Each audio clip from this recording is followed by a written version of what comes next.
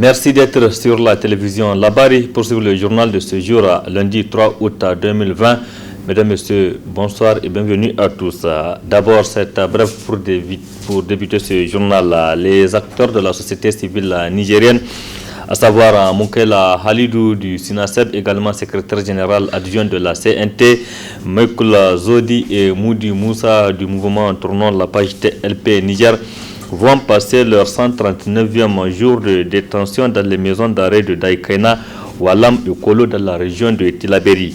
Ils ont été arrêtés à la suite de la manifestation pacifique du 15 mars 2020 contre le détournement de plusieurs milliards de francs CFA au ministère de la Défense nationale. Depuis leur arrestation, des voix s'élèvent ici au Niger et à l'international pour exiger leur libération.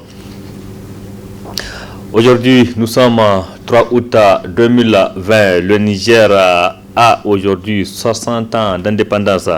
Comme chaque année, le 3 août est consacré à la cérémonie de plantation d'arbres sur l'ensemble du territoire national. Une façon de fêter cet anniversaire donc de la proclamation de l'indépendance du Niger le 3 août 1960. Cette année, c'est la région d'Agadez, précisément la ville d'Agadez, qui est à l'honneur pour la cérémonie officielle. C'était sous la présidence du président de la République, Issifou Mahamadou. Hier, dans son message à la nation, le président de la République a une fois de plus réaffirmé sa volonté pour l'organisation des élections transparentes et crédibles. C'est pourquoi le président de la République a une fois de plus appelé la classe politique à tous bords confondus de créer les conditions pour aller justement à ces élections sans problème. On l'écoute. Nous avons veillé à la mise en place d'une commission électorale nationale indépendante CENI, à l'élaboration d'un fichier électoral biométrique et à l'arbitrage du contentieux électoral par une cour constitutionnelle ayant une composition de nature à assurer son indépendance. Je me réjouis de constater l'engouement suscité par l'opération d'enrôlement biométrique des électeurs dans toutes les régions de notre pays, ce qui a permis d'obtenir un nombre d'enrôlés de 7,4 millions d'individus environ, quasiment équivalent à celui des élections de 2016. Ce résultat est le fruit du travail abattu par le comité du fichier biométrique et l'opérateur technique, malgré des conditions de sécurité et de travail parfois très délicates. Pour garantir et renforcer la transparence et la crédibilité des différents scrutins, j'ai demandé à l'OIF, la CEDEAO et l'Union africaine l'audit du fichier biométrique en cours d'élaboration. Cet audit renforcera la confiance des acteurs politiques et renforcera notre processus électoral. Je me réjouis aussi de l'établissement par la CENI d'un chronogramme des élections consensuelles parce que conforme aux souhaits de tous les partis politiques. Cela confortera davantage la position de notre pays comme modèle de démocratie, surtout avec la légitimité et la stabilité des institutions qu'elles assurent. Les élections transparentes constituent une des conditions de la poursuite de la transformation économique et sociale du pays. Aussi, le gouvernement est-il instruit pour que la CENI dispose des ressources dont elle a besoin pour l'organisation de l'ensemble des scrutins dans les délais convenus et dans les meilleures conditions de transparence. Je lance un appel aux partis politiques, ceux de la majorité comme ceux de l'opposition, ainsi que les non-affiliés, à privilégier les débats d'idées, les débats programme contre programme. Ça sera leur contribution à la modernisation de la vie politique de notre pays. Ça sera leur contribution à la promotion des valeurs et à une expression noble des suffrages. Le président de la République, Issoufou Mahamadou, a également évoqué la situation sécuritaire au Sahel en général et en particulier ici au pays. Je vous propose de suivre le président Issoufou Mahamadou. Nous devons aussi continuer à renforcer nos alliances, promouvoir l'intégration sécuritaire dans le bassin du lac Tchad à travers la force mixte multinationale, dans le Sahel à travers la force conjointe du G5 Sahel, doit rester une priorité incontournable. Notre pays continuera à apporter sa contribution à la mise en place et à l'opérationnalisation de la coalition Sahel de lutte contre le terrorisme, la mise en place de l'opération Takuba, la contribution des forces africaines en coordination avec Barkhane, les armées nationales et la force conjointe constituent d'autant plus une source d'espoir que la mise en œuvre de la feuille de route du sommet de Pau du 13 janvier 2020, récemment actualisée par le sommet de Nouakchott du 30 juin dernier, nous ont permis d'enregistrer de grands succès contre l'ennemi. En particulier, la mise en place d'un commandement conjoint a fait preuve de son efficacité. Dans ce combat commun, nos forces de défense et de sécurité prennent leur part avec honneur et dignité, confirmant ainsi qu'elles méritent leur classement parmi les meilleures armées de notre continent. Elles ont toutes mes félicitations et tous mes encouragements. Ceux de leurs éléments tombés sur le champ d'honneur vivront toujours dans nos mémoires. Les travaux de reconstruction du mémorial qui leur est dédié vont démarrer très prochainement. Le gouvernement est instruit pour que le WACF, mis en place pour que leurs familles vivent de la dignité, soit rapidement opérationnel. En sa qualité de membre non permanent du Conseil de sécurité des Nations Unies, notre pays poursuit le plaidoyer dans le sens d'une plus grande attention de la communauté internationale sur la situation sécuritaire au Sahel. L'élargissement et le renforcement du mandat de la MINUSMA, la recherche d'un financement pérenne de la force conjointe du G5 Sahel, le financement du programme d'investissement prioritaire du G5 Sahel, le règlement de la crise libyenne, la lutte contre le terrorisme est globale, politique, militaire, économique et idéologique. Ce caractère global est reflété par les 4 piliers définis au sommet de Pau et confirmés par celui de Nouakchott. L'intensification de la lutte contre le terrorisme, le renforcement des capacités militaires des États du G5 Sahel, l'appui de l'État et des administrations dans les zones menacées par les groupes armés terroristes, l'aide au développement sont autant de questions sur lesquelles nous nous concentrons.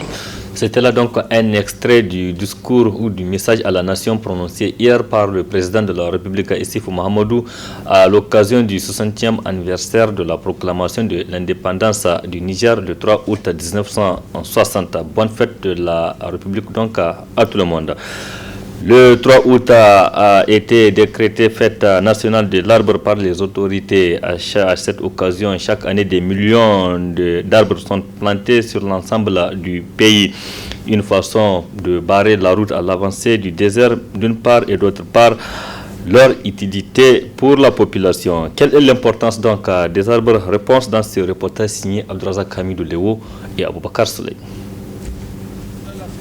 L'arbre est le symbole de la biodiversité. Son tronc, ses branches, ses feuilles, ses fleurs, ses fruits, mais aussi son nombre représente une multitude d'atouts pour l'homme, mais aussi pour les animaux. L'arbre en général est donc d'une importance capitale. La définition la plus simple d'un arbre qu'on peut donner est que c'est une espèce végétale composée de racines, de troncs et de feuilles, et qu'on appelle oupi en jargon technique. Et aujourd'hui, l'importance de l'arbre n'est plus à démontrer. L'importance la plus, en tout cas, connue est l'importance écologique. L'arbre aussi produit l'oxygène qui est la source de la vie sur Terre. Il réduit aussi le CO2 qui provoque le réchauffement de la Terre. Une autre importance de l'arbre, on peut parler de l'importance alimentaire. Qu'on sait qu'aujourd'hui, à travers les fruits, à travers les feuilles, les racines, en tout cas tout ce qui est partie constituante de l'arbre, il n'y a pas une partie qui n'est pas consommée ou qui n'est pas utilisée par les hommes et les animaux.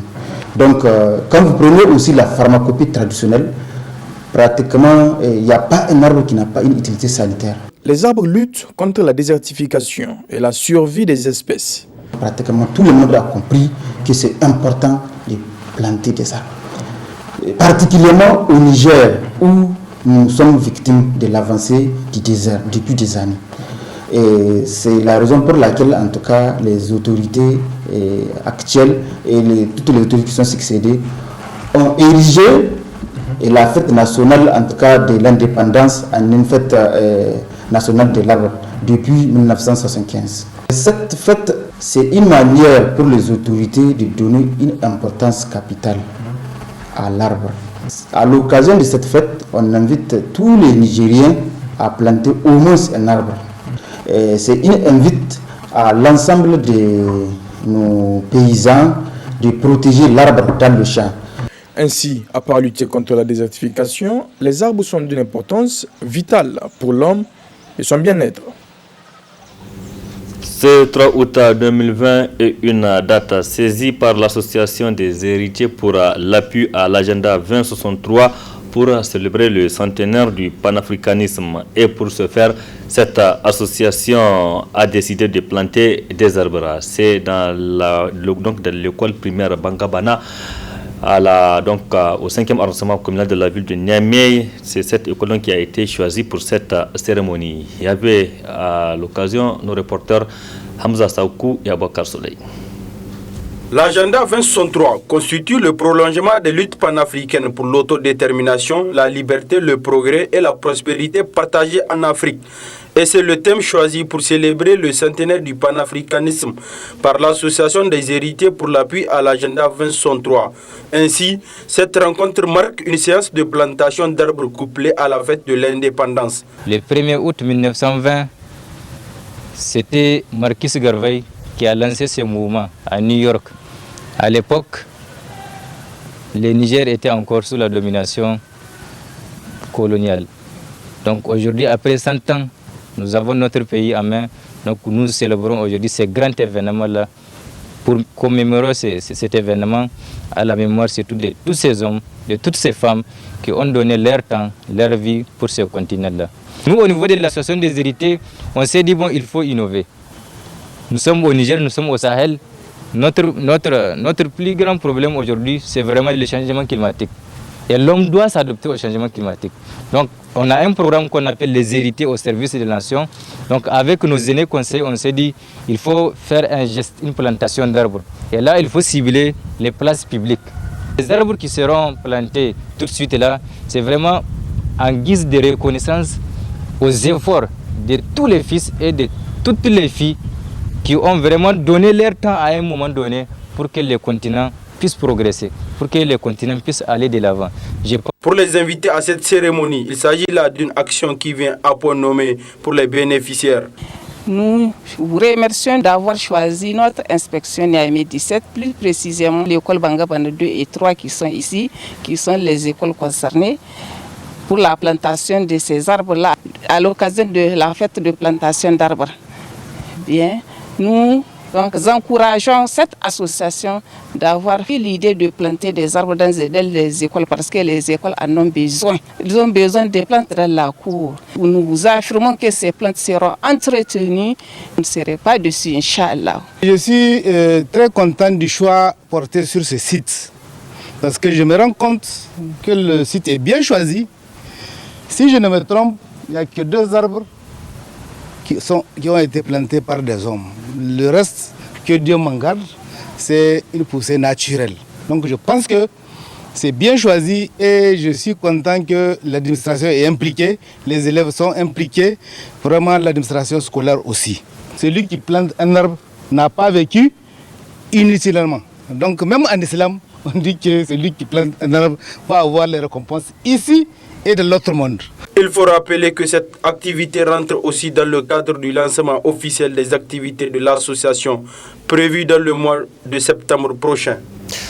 Merci Hamza. Restons toujours dans le 5e arrondissement communal de la ville de Niamey où dans certains quartiers des vies humaines et des biens matériels sont menacés par des inondations du fait des agissements de certains concitoyens. De quoi s'agit-il exactement? Reportage Adam Soumana et Saldoumi. Cette digue située entre les quartiers Sagia et Sénou est l'œuvre d'une bonne volonté visant à mettre les habitations environnantes et autres terrains à l'abri des eaux de ruissellement. Une fonction que cet ouvrage a bien joué des années durant, comme l'attestent quelques riverains. Je suis venu ici en 88. L'eau ne passe pas ici. L'endroit est bien propre. Voilà, là-bas, il y a les poulaillers, il y a tout. Avant, l'eau passe là-bas, jusqu'au goudron. Ça continue jusqu'au fleuve. Mais il a fallu que cette digue cède non pas naturellement, mais par la volonté d'un autre individu. Et bonjour les dégâts. L'année passée, là, il y a un qui a construit une maison dans les gourous là. Bon, il est venu de ramasser le caillou que le patron a mis pour que l'eau ne passe pas ici. Maintenant, il est venu, il a construit, la pluie est tombée, l'eau est passée là-bas, il dit non, ça ne peut pas aller. Deuxième, il était venu avec son copain. Ils ont tout cassé le caillou. C'était un caillou même. Il a tout enlevé. Maintenant, l'eau passe par ici. Force même, vous voyez comment ils ont fait.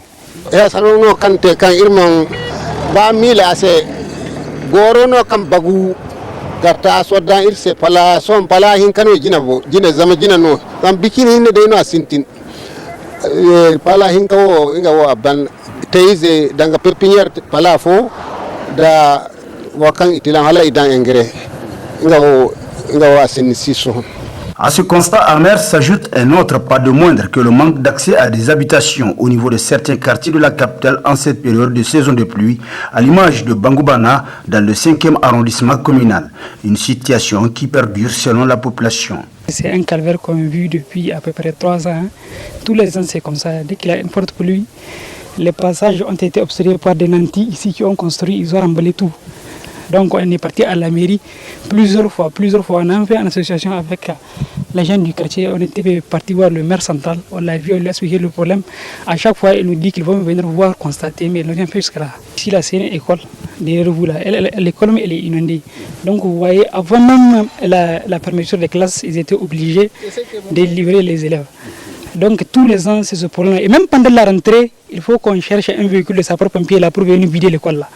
On a ce problème-là. Donc vous voyez, il y a une école, c'est pas un terrain de sport ici pour les enfants. Donc maintenant, ce n'est plus accessible.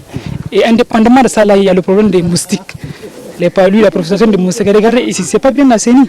Ainsi, les populations riveraines lancent ce cri de cœur à qui de droit. Qu'on arrange le trou là. Sinon, c'est pas nous seulement. Vous voyez le fleuve, comment on appelle ça, rue Niger, comment ça commence à... Le sable entre. Donc c'est pour nous tous. Le problème là, c'est pour nous tous. Et de venir voir, au moins nous entendre, même s'il y a lieu de faire un truc entre nous, les résidents des quartiers, pour voir comment les aider, et même ils vont nous aider, on va se débarrasser de ce problème-là. Parce que tous les ans, je vous dis, tous les ans, 5 ans à peu près, c'est comme ça. Tous les ans. Vous avez vu ça, c'est une grande voie. Maintenant, elle est fermée actuellement. Il a plus seulement 2 à 3 fois. 2 à 3 grands pour lui, la voie là, elle est fermée, c'est fini. Dans l'un comme dans l'autre cas, les autorités de la ville sont interpellées relativement à la délivrance des permis de construire à certains détenteurs de terrain.